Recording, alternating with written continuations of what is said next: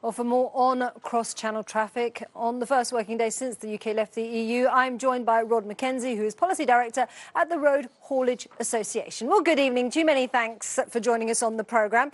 Well, as we were just hearing from Jack there, things seem to be relatively quiet.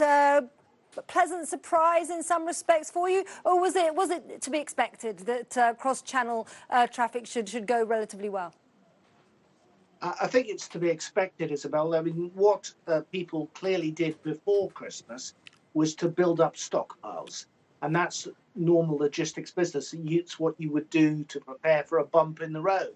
What we don't know, as your correspondents have been saying, is what the bumps will be like, how big they'll be, and how long they'll go on for. We're getting sort of initial reports of some difficulties, ranging from failed COVID tests of a small handful of drivers to some people being turned back because they hadn't got the right paperwork from the UK end. So that's on very small volumes of traffic. When the traffic volumes increase, as they're likely to do as the week goes on, and certainly next week, then that will be the real test about those bumps in the road.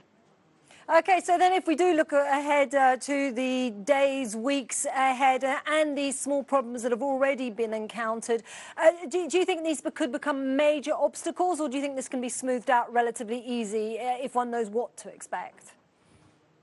Well, there'll certainly be bumps. As I say, it's very difficult to tell how big those bumps will be and how long they'll go on for.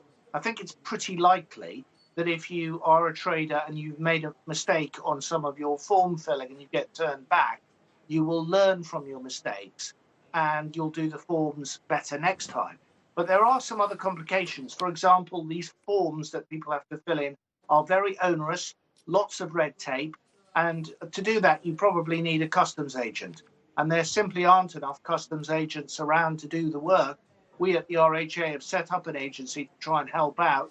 But many, many more customs agents are needed to help people prepare for this new and much more rigorous border arrangement that they're facing. OK, so more help needed. Well, many thanks, Rod McKenzie, for joining us on the programme.